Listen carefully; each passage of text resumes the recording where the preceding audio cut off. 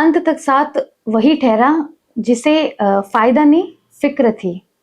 आजकल सर आपको पता है रिश्ता फिक्र से नहीं फायदे के लिए होता है। अगर आज मेरा रिश्ता किसी और से है ना, तो आप यूं समझ लो कि उसके अंदर कहीं ना कहीं फायदा है, इसलिए वो रिश्ता बना हुआ है। चाहे जैसे कि रिश्ता कैसा?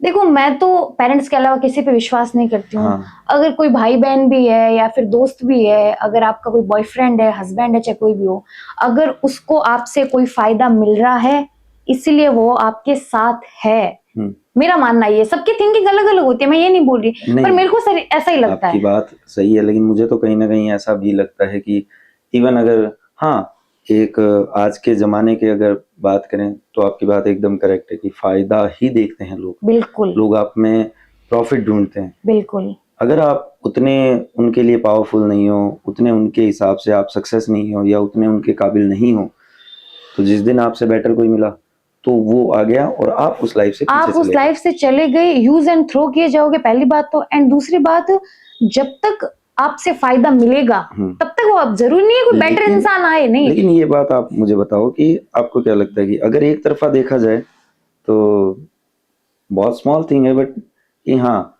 आजकल फायदे की अगर बात करें तो जब एक बेटा घर में अगर किसी के 2 बच्चे हैं, एक बेटा महीने का 1 लाख कमाता है, एक बेटा महीने का 50,000 कमाता है, तो पेरेंट्स उस 1 लाख वाले को क्यों प्यार करते हैं, जबकि पेरेंट्स के मन में तो ऐसा होता नहीं है। बट वो एक, मैं ये नहीं बोलती कि पेरेंट्स भेदभाव करते हैं, पर कहीं ना कहीं एक पॉइंट ये चीज होती है, ये चीज मैं मानती हूँ कि पेरेंट्स भी अग्री करेंगे ये चीज को, क्योंकि उनको भी सुख की अपेक्षा है, क्योंकि उन्होंने यार आपको पाल पोस के बड़ा किया। तो वो उम्मीद करते हैं कि आप भी उनको उतना करो, दो। तो वही बात है, वो भेदभाव नहीं करते, बट ये चीजें होती है।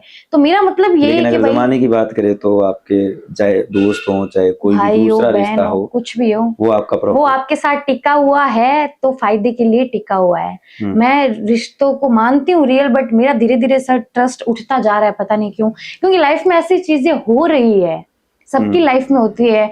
कोई समझ जाए तो अच्छी बात है, और कोई समझ के भी ना समझ बन जाए तो भाई सबसे बड़े मूर्ख आप हो। क्या आपको दिख रहा है बट आपने आंखें बंद कर रखी है, पता नहीं क्या हो रहा है। पता नहीं, वो प्रेमानंद जी वाली बात आपने कह दी कि प्रेमानंद जी महाराज भी ऐसा ही कहते हैं, और वो बड़े ही पूजनीय हैं। आज लाखों यूथ, करोड़ों यूथ उनके पीछे, पूरी दुनिया उनको मानती है, फॉलो करती है, क्योंकि उनकी बातें कहीं ना कहीं कड़वी हो सकती है, लेकिन सच है। और उन्होंने वो सर एक्सपीरियंस की होगी, तभी वो आपको ये चीजें बता रहे हैं, ताकि पिछली जो जनरेशन है वो इस चीज से ना निकले।